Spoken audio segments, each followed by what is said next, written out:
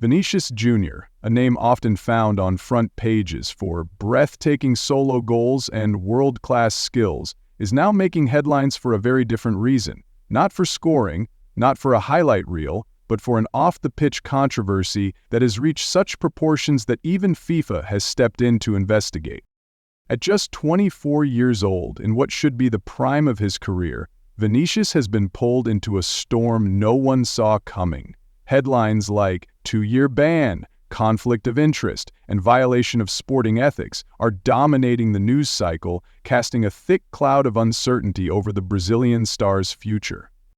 The big question now is whether this is simply an overblown business dispute or a serious warning sign about a growing trend, as more and more players become involved in club ownership, inadvertently stepping into legal gray areas that professional footballers are meant to avoid.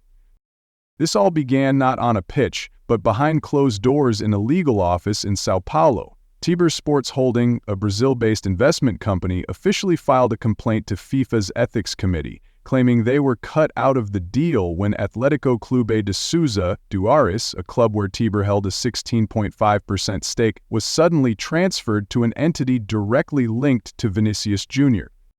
But here's the flashpoint. Atlético Clube, once an obscure team in Rio Grande do Sul, suddenly made headlines after earning promotion to Serie B, skyrocketing its media and commercial value. According to the agreement, Tiber had first refusal rights to purchase a majority stake upon promotion, but instead they discovered the shares had been transferred to a company called Ali, closely tied to Agência Esportiva, a firm run by Vinicius' father, José Paulo de Oliveira, and his agent, Frederico Peña Suarez. Initially, it seemed like a standard ownership dispute, but once the name of one of the world's biggest stars came into play, FIFA had no choice but to act. As the governing body of global football, FIFA is particularly sensitive to anything that threatens transparency and integrity in the sport. The Vinicius case has now moved far beyond a simple transfer or commercial disagreement. It is shaping up to become a landmark precedent that may redefine how FIFA monitors the relationship between players, business interests, and the game itself. According to Article 20 of FIFA's Code of Ethics, no professional player may directly or indirectly hold ownership in any professional football club. The rule exists to prevent conflicts of interest that could impact match outcomes or distort the transfer market. The key issue here is the word indirectly. Vinicius's name is not on any legal document, but Agência Esportiva, operated by his father and his agent, is the very entity that took over Atlético Clube. And in a twist of irony, Vinicius himself has publicly acknowledged working with the company on youth academies and sports ventures back in Brazil. That is not all. Additional concerns have surfaced after FIFA discovered ties between Vinicius and Portuguese club Alverca, a club that has received multiple loanees from Atlético, including Rafael Kono, who is now under heavy scrutiny. When a Real Madrid player appears to have indirect control over a transfer pipeline between two countries, FIFA has every reason to worry that transparency, the foundation of modern football, may be eroding. One legal expert put it bluntly. If these allegations hold water, this is not just an ethics violation, it's a threat to the fairness of the global football ecosystem. The situation involving Vinicius Junior is no longer a private matter. Nor is it just Real Madrid's problem. It exposes a serious dilemma that world football has never faced at this scale. What happens when global superstars start acting as shadow owners? Does FIFA still have the tools to keep the playing field level? The complication is that Vinicius's name appears nowhere on official documents. He is not listed as a shareholder, not as a director.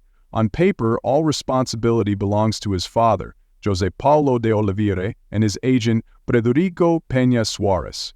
But is that enough to shield a global superstar?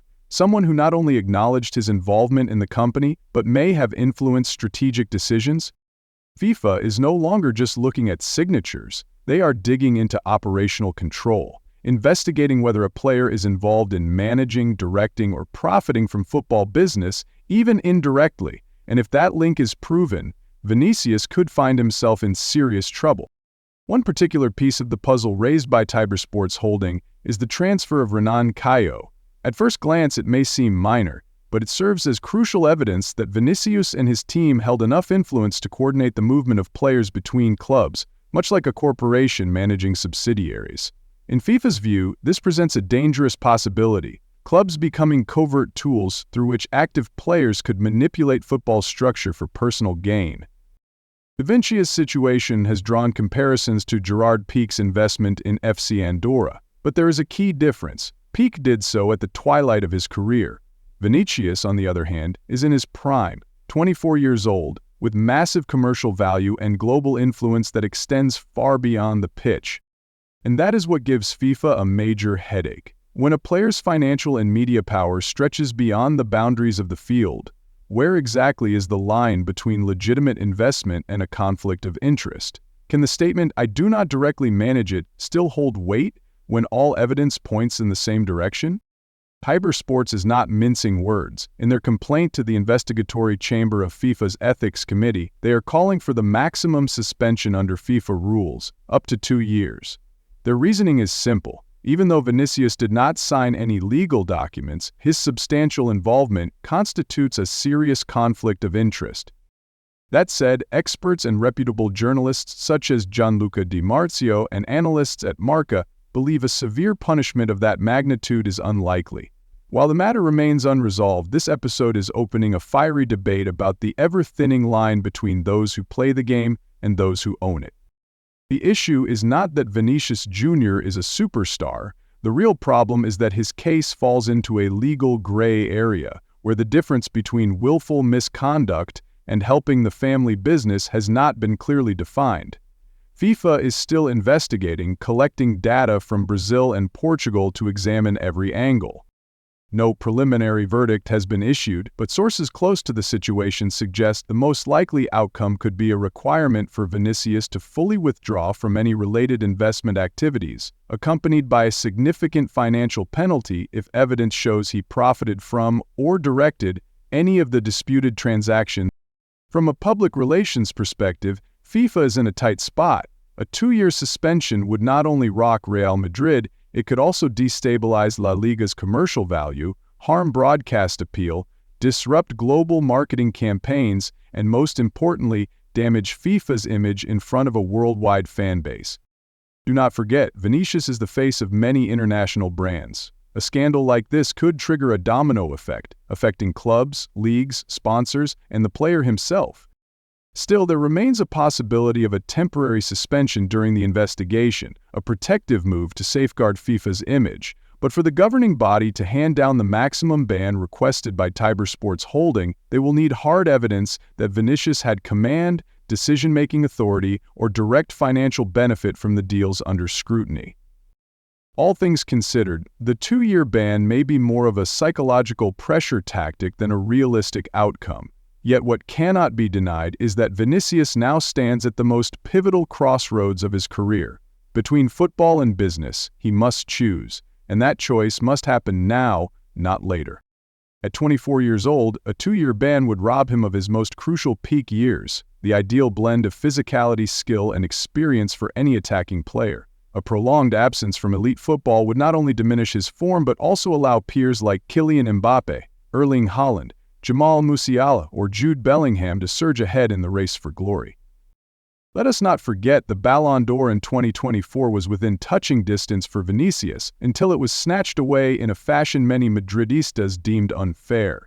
If he now loses his chance to win football's highest individual honor over an off-pitch business affair, it would leave a lasting scar on a career that once seemed destined for greatness. Worse still, if a suspension does occur, it would not only be a personal setback, it would mark a loss for an entire generation in transition, where Vinicius was supposed to be the central figure.